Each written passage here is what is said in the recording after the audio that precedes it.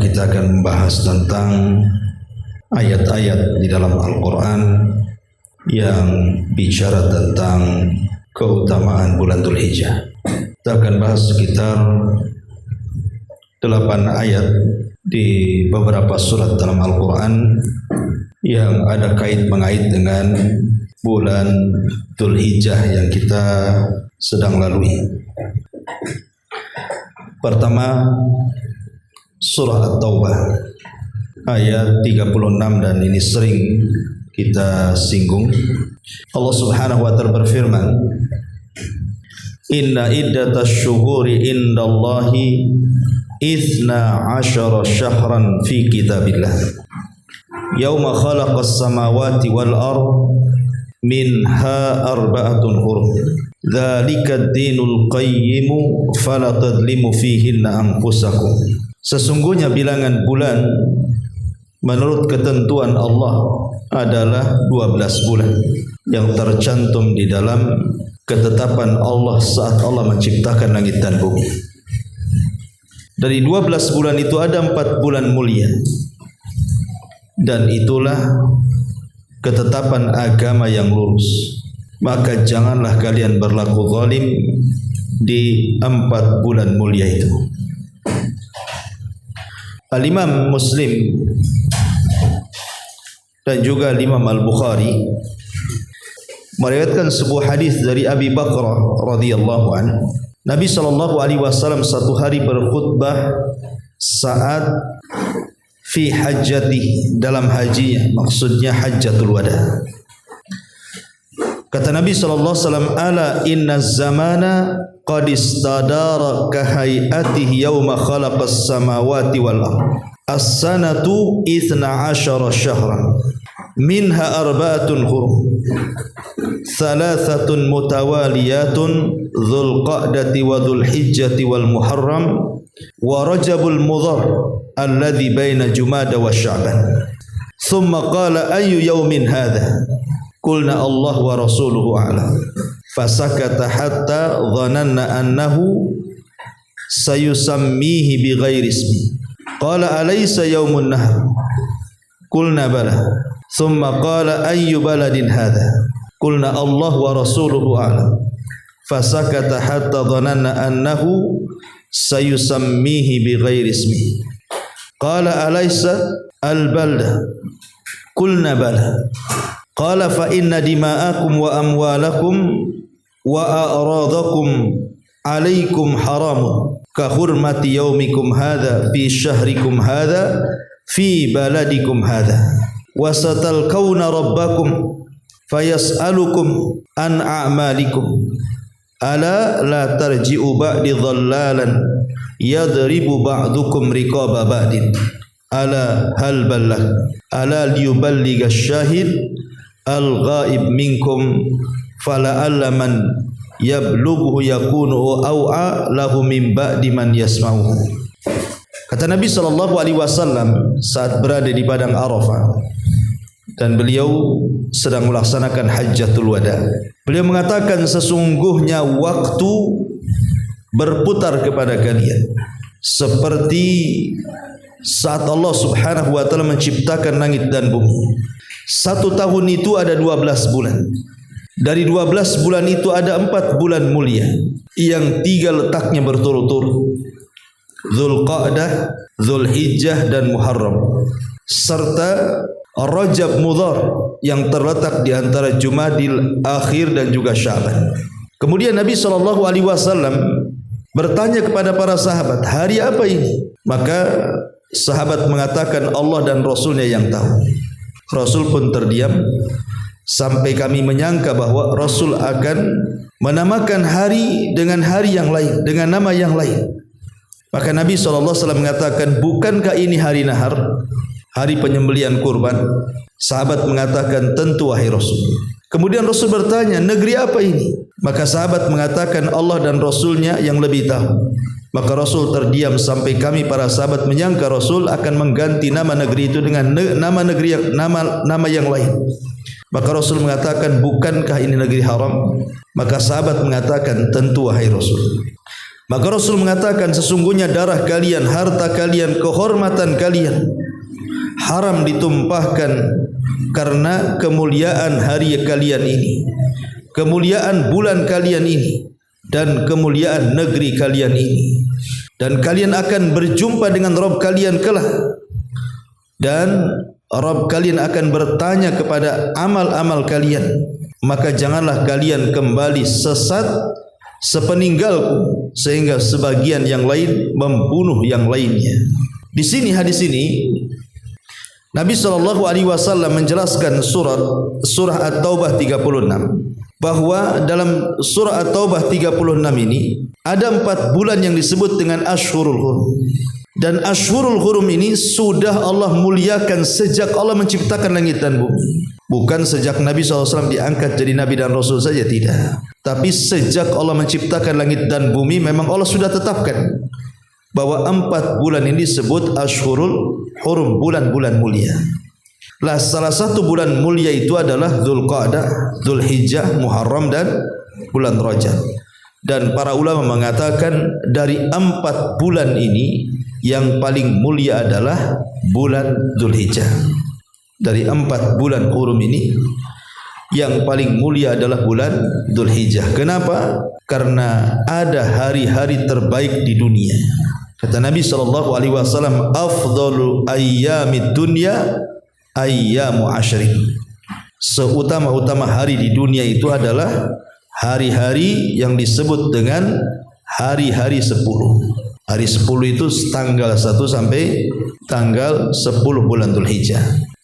Bahkan ada seorang ulama salaf mengatakan seperti yang dikatakan oleh Abdurrahman Al-Mahdi rahimahullahu ta'ala. Jadi dalam setahun itu ada 3 bulan di mana 10 hari dari bulan-bulan tersebut itu sangat istimewa. Dalam setahun itu ada 10 hari di 3 bulan itu sangat dimuliakan Allah Subhanahu wa ta'ala. Pertama, 10 awal bulan Dzulhijjah yang sekarang kita lalui. Yang kedua, 10 akhir Ramadan. Dan yang ketiga, 10 awal bulan Muharram. Kata Abdurrahman Al-Mahdi, inilah 10 hari dari 3 bulan dalam setahun memiliki keistimewaan yang luar biasa. 10 awal bulan Dzulhijjah, 10 akhir Ramadan, dan 10 awal bulan Muharram. Tetapi dari 10 hari ini yang paling istimewa adalah 10 awal bulan Dzulhijjah. Dari semuanya ini, baik 10 akhir Ramadan ataupun 10 awal bulan Muharram, maka yang paling afdal dari semuanya adalah 10 awal bulan Dzulhijjah. Dan itu dikatakan oleh Syekhul Islam Ibn Taimiyah rahimahullahu ta'ala, juga muridnya Imam Ibnul Qayyim rahimahullahu ta'ala, bahwa 10 awal bulan Dzulhijjah itu afdal hari-hari di dunia, bahkan melebihi Ramadan. Walaupun Syekhul Islam Ibn Taimiyah rahimahullahu ta'ala membuat rincian khusus dan mengatakan kalau ditinjau malamnya, maka 10 akhir Ramadan lebih afdal. Kalau ditinjau siangnya, 10 awal bulan Dzulhijjah lebih afdal. Kemudian beliau berikan alasan, karena 10 akhir Ramadan terdapat Lailatul Qadar, dan 10 awal bulan Dzulhijjah karena terkumpul padanya usulul ibadah, pokok-pokok ibadah, rukun Islam yang 5 terkumpul di 10 awal bulan Dzulhijjah. Baik syahadatnya, salatnya, zakatnya, puasanya, hajinya bisa dilakukan di 10 awal bulan Dzulhijjah.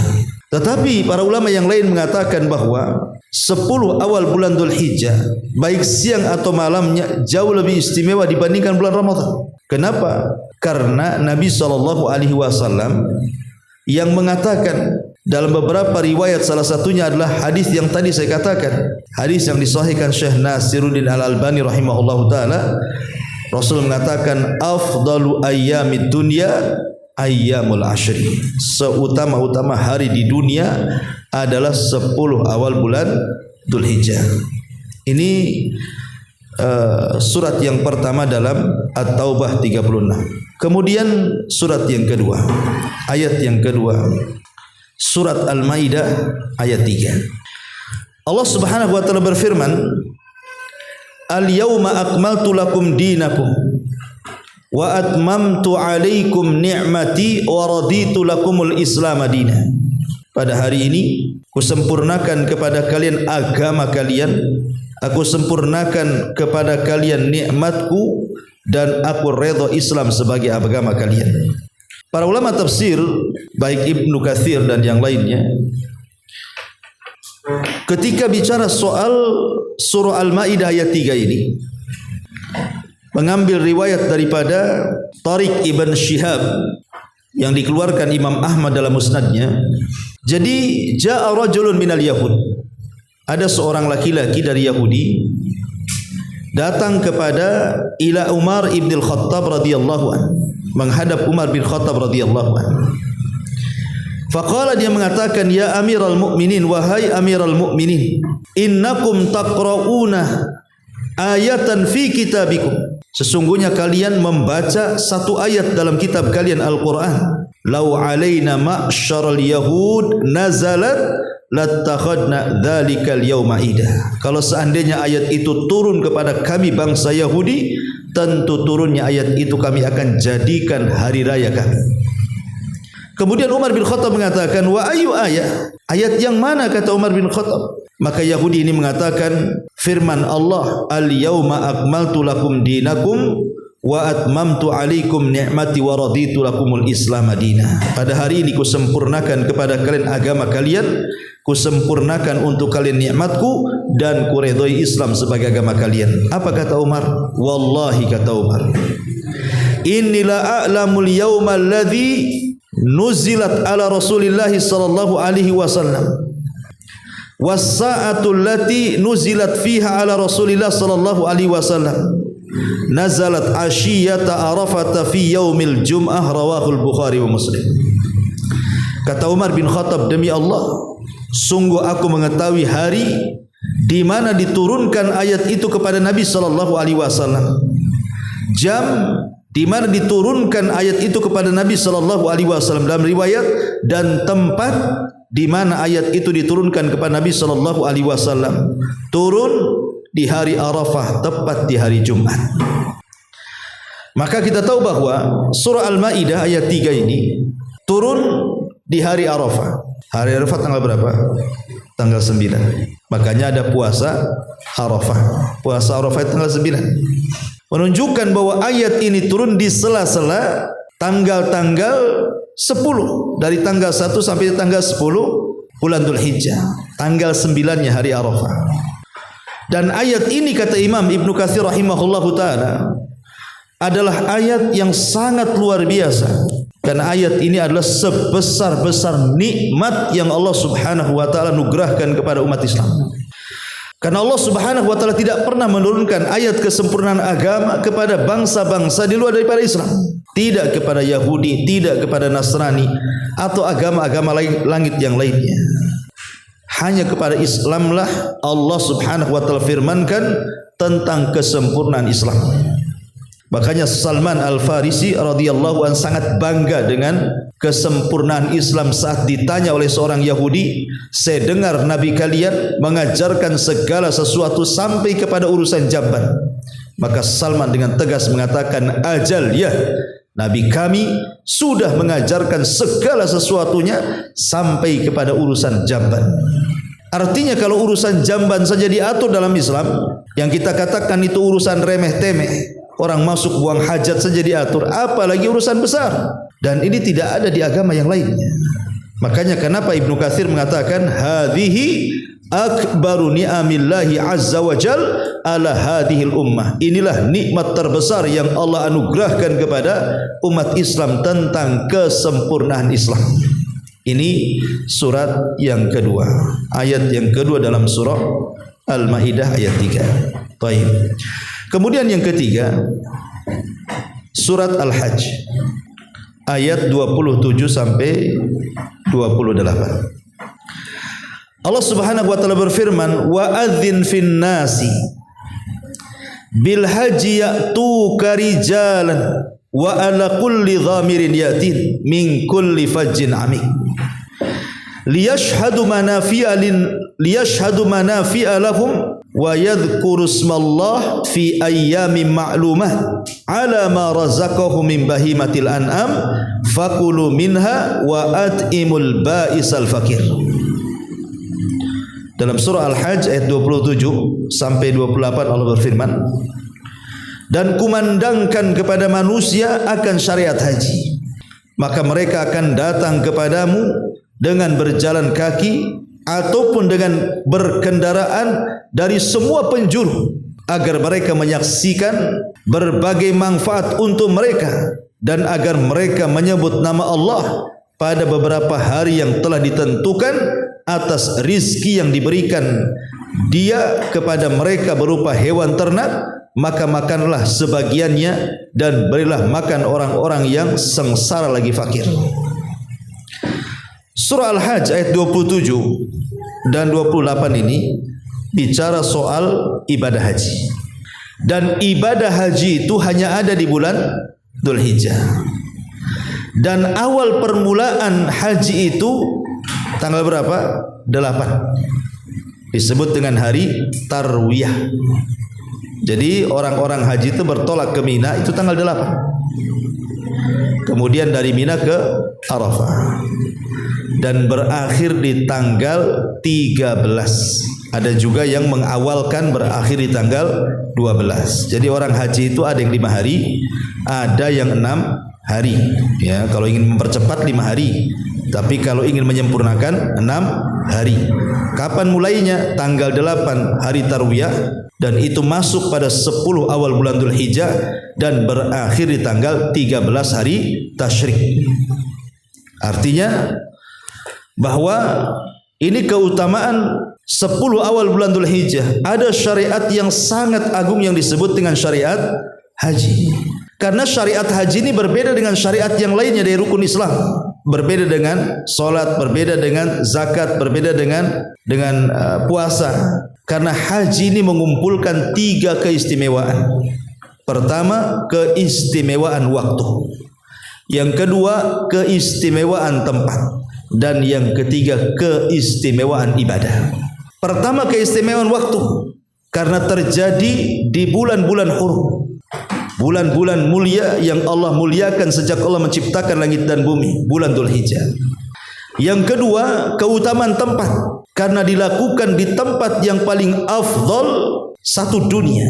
Tidak ada tempat yang lebih mulia melebihi Mekah. Makanya orang solat di Mekah saja sebanding dengan 100.000 kali solat di masjid-masjid yang lainnya. Kalau di Madinah, di Masjid Nabawi cuma 1.000 kali solat. Kalau di Masjid Al-Aqsa 500 kali solat. Menunjukkan bahwa dengan besarnya pahala orang yang solat di Masjidil Haram dibandingkan Masjid Nabawi ataupun Aqsa, menunjukkan bahwa Mekah itu seafdal-afdalnya tempat. Bahkan disitulah tempat pertama Allah diibadahi di permukaan bumi. Jadi Mekah itu tempat pertama Allah diibadahi oleh manusia di permukaan bumi. Menunjukkan bahwa Mekah adalah seafdal-afdalnya tempat, dan ibadah haji berlangsung di tempat yang paling afdal satu dunia. Kemudian keutamaan ibadah, haji sendiri adalah seutama-utama ibadah karena balasannya langsung surga. Kata Nabi SAW, al-hajjul mabrur laisa lahul jaza illal jannah. Haji yang baik itu tidak pantas balasannya kecuali surga. Dari sini kita tahu haji ini terkumpul 3 kemuliaan. Kemuliaan tempat, kemuliaan waktu, dan kemuliaan ibadah itu sendiri. Makanya orang haji itu luar biasa pahalanya. Dari semua sisi orang haji itu dapat pahala. Dari sisi waktu, dari sisi tempat, dan dari sisi ibadah. Dan itu terjadi di 10 awal bulan Dzulhijjah. Ini ayat yang ketiga dari surah Al-Hajj. Kemudian yang keempat, surah Al-Fajr ayat 1 sampai 2. Allah Subhanahu wa taala berfirman, wal fajri walayalin ashri wasyaf'i wal watr. Demi waktu fajar dan demi malam-malam yang 10, demi yang genap dan demi yang ganjil, wasyaf'i wal watr. Para ulama sepakat, ahli tafsir banyak yang mentafsirkan wal fajri walayalin ashri, seperti Qatadah, Ikrimah, Sa'id bin Zubair, kemudian Abdullah bin Abbas radhiyallahu anhuma, Mujahid, dan banyak sekali kalangan ahli tafsir mengatakan bahwa walayalin ashri, malam-malam yang 10 itu artinya 10 awal bulan Dzulhijjah. 10 awal bulan Dzulhijjah. Lah di sini Allah Subhanahu wa taala bersumpah dengan 10 malam bulan Dzulhijjah.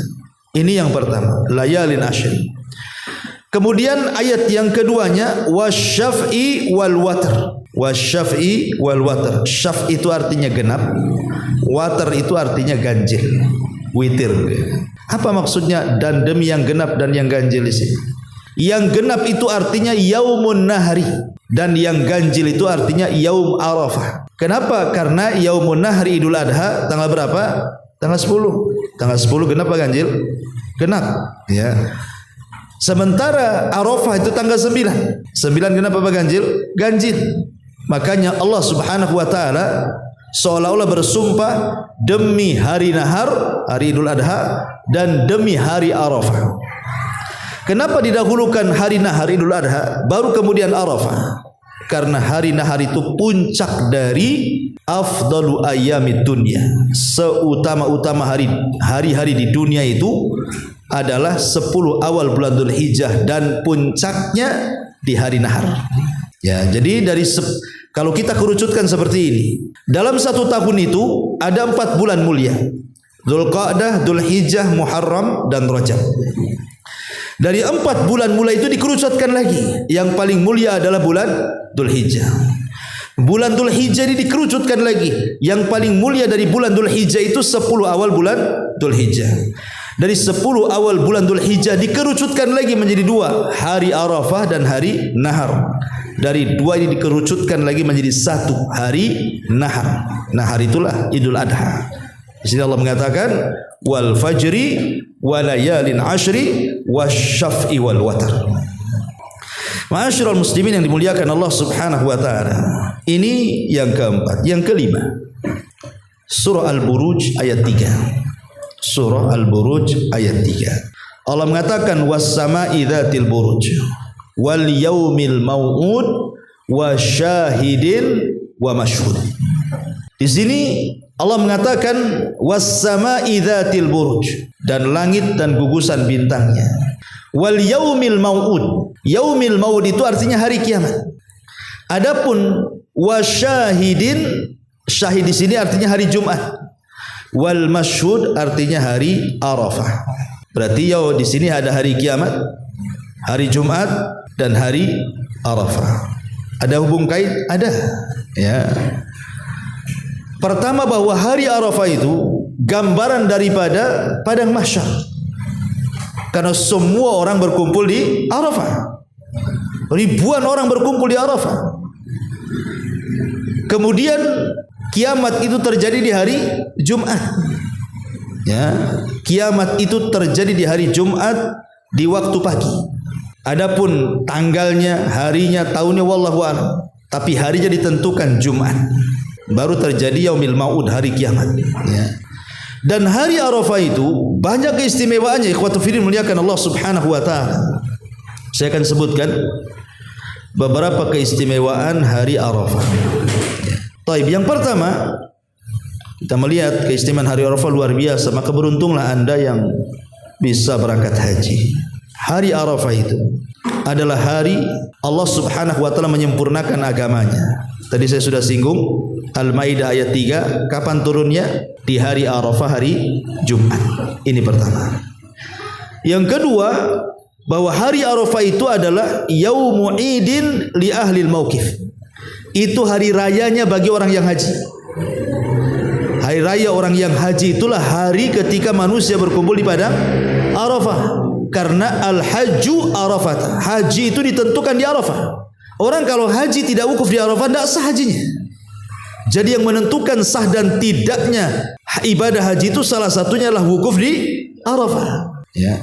Kemudian yang ketiga, di hari Arafah bagi yang tidak haji ada syariat puasa. Namanya puasa Arafah. Pahalanya bisa menggugurkan setahun ke belakang dan bisa menggugurkan setahun ke depan. Artinya 2 bulan berturut-turut dosa kita diampuni. Kemudian juga Allah Subhanahu wa taala menjadikan hari Arafah ini sebagai sumpah, sebagaimana ayat ini yang kita bacakan. Wa syahidin wa mashhud. Mashhud di situ artinya hari Arafah. Dan Allah tidak mungkin menjadikan sumpah makhluknya kecuali punya keagungan di sisinya. Kemudian yang kelima, hari di mana Allah Subhanahu wa taala mengambil perjanjian dengan keturunan Adam. Ketika Allah Subhanahu wa taala turunkan Adam alaihi salatu wassalam dari sorga ke bumi. Ketika Allah Subhanahu wa taala turunkan Adam dan Hawa dari sorga ke bumi. Dan ketika Allah Subhanahu wa taala pertemukan Adam dan Hawa di Arafah, disebut Arafah karena Adam mengenali Hawa, Hawa mengenali Adam, disebut Arafah. Arafah itu mengenal artinya.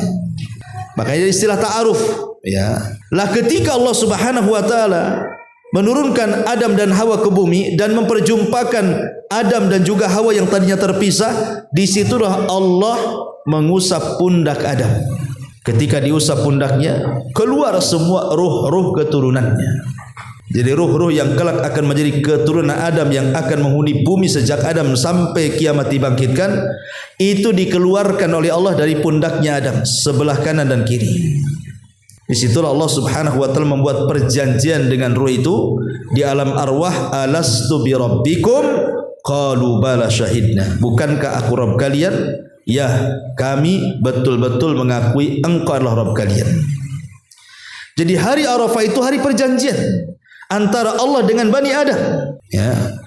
Kemudian juga yang keenam, bahwa hari Arafah itu Allah banyak memerdekakan hamba-hambanya dari api neraka. Makanya Sufyan Ats-Tsauri rahimahullahu taala ketika menangis saat berada di padang Arafah, Abdullah ibn Mubarak bertanya, "Kenapa menangis wahai Sufyan?" Maka Sufyan mengatakan, seburuk-buruk manusia adalah orang yang menyangka Allah tidak akan mengampuni manusia sebanyak ini di padang Arafah. Ini yang kelima, yang keenam, yang ketujuh, bahwa Allah Subhanahu wa taala sedang menghinakan syaitan di padang Arafah. Karena ada hadis Nabi SAW mengatakan, tidaklah syaitan merasa terhina, merasa rendah, merasa kecil dan betul-betul merasa rendah kecuali saat hari Arafah. Karena disitulah Allah turunkan rahmat dan malaikat ribuan turun ke bumi. Maka syaitan merasa hina. Kedua, ketika perang Badar, itulah setan merasa terhina di 2 kali di dunia ini. Pertama perang Badar, dan yang kedua setiap tahun di Arafah. Ya. Masyarul muslimin yang dimuliakan Allah Azza wa Jalla, termasuk padanya di hari Arafah itu, ya. Karena di situ terkumpul rukun Islam. Ya, rukun Islam maksudnya penyempurna Islam adalah haji, dan haji itu ditentukan dengan Arafah. Wallahu a'lam. Ini di antara Allah Subhanahu wa taala berfirman, wa syahidin wa mashhud. Artinya Allah Subhanahu wa taala berfirman di surah Al-Buruj. Ya. Baik. Kemudian yang ke-5, yang ke-6. Yang ke-6 surah Al-Hajj ayat 36. Allah Subhanahu wa taala berfirman, wal budna ja'alnaha lakum min sya'airillah lakum fiha khairun fadhkuru ismallah 'alaiha sawaf fa idza wajabat junubuha fakulu minha wa at'imul qani'al mu'tar qani'a wal mu'tar kadzalika sakharnaha lakum la'allakum tashkurun. Dan kami telah jadikan untuk kamu unta-unta itu sebagai dari syiar-syiar Allah. Kamu memperoleh kebaikan yang banyak padanya, maka sebutlah olehmu nama Allah ketika kamu menyembelihnya dalam keadaan berdiri dan telah terikat. Kemudian apabila telah roboh ataupun mati, maka makanlah sebagiannya dan berilah makan orang-orang yang rela dengan apa yang ada padanya, dan orang yang meminta-minta juga. Demikianlah kami telah menundukkan unta-unta itu untuk kalian, mudah-mudahan kalian bersyukur. Surah Al-Hajj ayat 36 ini adalah perintah tentang apa? Tentang kurban. Dan juga isyaratnya banyak dalam Al-Quran. Allah mengatakan, Qul inna salati wa nusuki wa mahyaya wa mamati lillahi rabbil alamin. Katakan sungguhnya salatku, kurbanku, hidupku dan matiku aku serahkan kepada Allah. Dan Allah juga katakan, fasalli li rabbika wanhar. Salatlah untuk Rabbmu dan berkurbanlah. Kapan kurban mulainya? Tanggal 10. Memulai korban itu tanggal 10. Tanggal 10 itu hari nahar, dan itulah seutama-utama hari di 10 awal bulan Dzulhijjah, yaumun nahar. Hari di mana kita berkurban. Kenapa menjadi istimewa yaumun nahar ini? Pertama karena yaumun nahar itu hari Idul Adha, dan Rasul sallallahu alaihi wasallam ketika hijrah ke kota Madinah, orang-orang Madinah itu kan punya hari raya sendiri yang biasa mereka rayakan di zaman jahiliyah, sampai pun ketika mereka sudah Islam mereka tetap merayakan. Maka Nabi SAW datang kepada mereka dan mengatakan, ngapain kalian ini? Sebaiknya hentikan hari raya kalian, karena Allah sudah mengganti hari raya kalian dengan hari raya yang jauh lebih baik dibandingkan yang kalian rayakan. Kemudian Rasul mengatakan Idul Adha dan Idul Fitri. Artinya Idul Adha itu hari kemenangan kaum muslimin. Di situ manusia bertakbir seantero dunia. Ya. Kemudian yang kedua, selain daripada Idul Adha adalah hari raya kaum muslimin, yang kedua di situ ada penyembelihan. Satu dunia orang sedang menyembelih, dan sembelihan mereka adalah taqarruban ilallah, dalam rangka mendekatkan diri kepada Allah Azza wa Jalla. Dan syaitan merasa terhina di sini. Ya, karena tujuan syaitan itu bagaimana menyimpangkan penyembelihan manusia tidak diberikan kepada Allah tapi diberikan kepada dirinya. Makanya kita lihat orang datang ke dukun disuruh kurban. Kadang-kadang lewat di sebuah pohon dikasih sesajen. Ya, kalau zaman dulu pindah rumah saja harus sembelih kambing. Ya kan, syukuran lah bahasa mereka itu kan. Karena baru pindah rumah, ya kan? Harus korban juga kan? Semua pakai sembelihan. Maka dalam Islam akhirnya dilarang, man dzabaha li ghairillahi faqad asyrak. Siapapun yang menyembelih kepada selain Allah, syirik dia. Tidak boleh. Maka siapapun yang menyembelih karena Allah, dialah tauhid. Maka orang yang menyembelih karena Allah, itulah telah mensyiarkan tauhid. Maka yaumun nahar adalah syiar tauhid, karena satu dunia orang menyembelih karena Allah Subhanahu wa taala. Maka itu seafdal-afdalnya hari, ya, yaumun nahar. Dan itu adalah hajjil akbar. Taib, masyaallah muslimin yang dimuliakan Allah Azza wa Jal. Jadi ada isyarat tentang syariat kurban. Kemudian yang nomor 7, surah Al-A'raf ayat 142. Allah Subhanahu wa taala berfirman, wa wa'adna Musa 30 lailatan wa atmamnaha bi ashrin fatamma miqatu rabbih 40 lailatan. Wa qala Musa li akhihi Harun ukhlufni fi qaumi wa aslih wa la tattabi sabilal mufsidin. Dan telah kami janjikan kepada Musa, memberikan Taurat maksudnya, sesudah berlalu waktu 30 malam, dan kami sempurnakan jumlah malam itu dengan 10 malam lagi. Maka sempurnalah waktu yang telah ditentukan Tuhannya 40 malam. Dan berkata Musa kepada saudaranya Harun, gantikanlah aku dalam memimpin kaumku Bani Israel, dan perbaikilah dan janganlah kamu mengikuti jalan orang-orang yang membuat kerusakan. Surah Al-A'raf ayat 142 ini juga masih menyangkut tentang bulan Dzulhijjah, di mana bulan Dzulhijjah itu juga bukan hari bersejarah bagi kaum muslimin, ya, bukan hari mulia bagi kita kaum muslimin saja, tapi umat-umat dulu sebelum Islam juga memuliakan. Salah satunya adalah umat Yahudi. Yahudi sangat memuliakan karena 10 awal bulan Dzulhijjah itulah di mana Allah Subhanahu wa taala berdialog langsung dengan Allah Subhanahu wa taala dan turunnya Taurat kepadanya. Makanya kemudian hari ini juga hari bersejarah bagi mereka, dan umat Islam jauh lebih memiliki kemuliaan dibandingkan orang-orang Yahudi. Masyaallah muslimin yang dimuliakan Allah Azza wa Jalla. Dan yang terakhir, ya, yang terakhir adalah surah Al-A'raf ayat 172. Dan tadi saya sudah singgung, wa idz akhadha rabbuka min bani adam min dhuhurihim dzurriyyatahum wa ashhadahum ala anfusihim alastu bi rabbikum qalu bala shahidna an taqulu yaumal qiyamati inna kunna an hadza ghafilin. Dan ingatlah ketika Tuhan mengeluarkan keturunan anak-anak Adam dari sulbi mereka, Dan Allah mengambil kesaksian terhadap jiwa mereka seraya berfirman, bukankah aku Tuhan kalian? Mereka menjawab, betul, engkau Tuhan kami. Kami menjadi saksi, kami lakukan yang demikian itu agar di hari kiamat kamu tidak mengatakan sesungguhnya kami Bani Adam adalah orang-orang yang telah lengah terhadap ini. Maksudnya tentang keesaan atau tauhid kepada Allah Subhanahu wa taala. Dan Umar bin Khattab radhiyallahu an menceritakan dalam sebuah riwayat yang dinukilkan oleh tafsir. Jadi innallaha khalaqa Adam, ketika Allah menciptakan Adam itu, thumma masaha dhahra, Allah mengusap punggung Adam. Biyaminihi fastakhraja minhu dzurriyyah, dengan tangan kanannya maka keluarlah ruh-ruh yang kelak akan menjadi turunan Adam. Ya. Kemudian Allah mengatakan, khalaqtu haula lil jannah wa bi amali ahli jannah ya'malun. Maka yang ini, yang keluar pertama ini, mereka adalah ruh-ruh penduduk sorga, dan mereka akan melakukan amalan ahli sorga. Kemudian Allah mengusap lagi sebelah kiri, fastakhraja minhu dzurriyyatan, maka keluarlah dari pundak sebelah kiri Adam ruh-ruhnya. Kemudian Allah mengatakan, khalaqtu haula'i lin-nar wa bi amali ahli an-nar ya'malun. Yang ini adalah ruh-ruh yang kelak akan menjadi penghuni neraka, dan dengan amalan ahli neraka lah mereka beramal. Faqala rajulun, maka seorang laki-laki berkata, ya Rasulullah, fa fimal amal, lalu apa gunanya beramal? Kalau Allah sudah mentakdirkan yang ini menjadi penduduk surga, yang ini sudah menjadi penduduk neraka, buat apa beramal? Kalau kita takdirnya masuk neraka, capek-capek aja sholat, toh juga masuk neraka nantinya, ya kan? Jadi apa gunanya amal kalau begitu? Kalau sudah ditentukan si fulan ahli surga, si fulan neraka, apa gunanya amal? Kata sahabat. Maka Nabi SAW mengatakan, innallaha idza khalaqal 'abda lil jannah ista'malahu bi amali ahli jannah hatta yamuta ala amalin min amali ahli jannah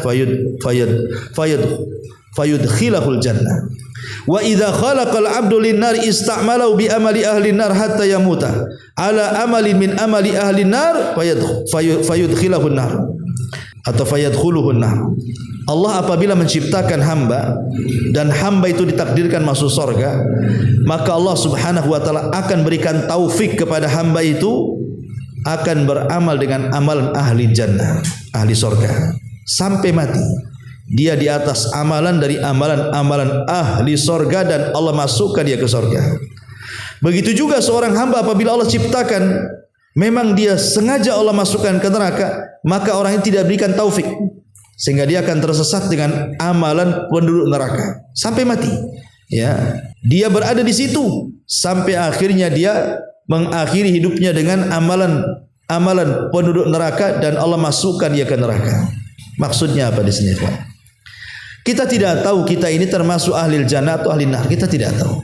Karena takdir itu kan rahasia Allah. Takdir itu semua rahasia Allah. Makanya dalam hadis yang lain Rasul mengatakan apa? I'malu, sudahlah jangan tanya masalah itu, beramal saja. Fakullun muyassarun lima khuliqalahu, setiap orang itu akan dimudahkan karena amalannya.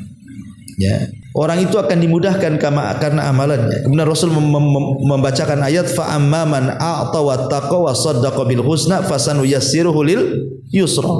Adapun orang-orang yang suka memberi, bertakwa, percaya dengan surga, jalan dia sudah mudah, Allah mudahkan lagi. Kalimat jalan dia sudah mudah, Allah mudahkan lagi. Maksudnya begini, kalau Allah Subhanahu wa taala mudahkan kita melaksanakan salat, melaksanakan puasa, melaksanakan zakat, melaksanakan apapun ibadah, ya, kita sudah mudah. Pasti Allah mudahkan lagi sehingga satu ibadah akan melahirkan ibadah yang lainnya. Ketika satu ibadah melahirkan ibadah yang lain, itulah artinya Allah memudahkan. Kita sudah mudah sholat 5 waktu, ya sudah mudah, nggak pernah kita telat sholat 5 waktu, Allah mudahkan. Ya. Lah kalau kita sudah mudah melaksanakan sholat 5 waktu, kemudian kita ingin menambah dengan sunnah-sunnahnya, anggaplah dengan sholat malamnya, maka Allah akan mudahkan lagi sehingga dia bisa bangun malam dan bisa tahajud. Itu maksudnya. Dia sendiri sudah mudah sholat, Allah mudahkan lagi. Ya. Sehingga ketika Allah mudahkan lagi, satu ibadah melahirkan ibadah yang lain, ibadah yang lain melahirkan ibadah yang lain lagi, ibadah yang lain lagi melahirkan ibadah, sampai akhirnya Allah tutup seperti itu kondisi dia. Ya, itulah makna fasanu yassiruhu lil yusra. Tapi yang ingin saya katakan bahwa surah Al-A'raf ayat 172 ini tadi sudah saya jelaskan, ini kisah Nabi Adam. Kapan Allah mengusap punggung Adam sampai kemudian keluar ruh-ruhnya sampai kiamat tuh? Saat Adam diturunkan dan ketika posisi Adam di mana? Di Arafah. Ya, dan ini juga keutamaan Arafah. Wallahu a'lam bishawab. Ini 8 ayat di beberapa surat dalam Al-Quran yang berkaitan dengan bulan Dzulhijjah.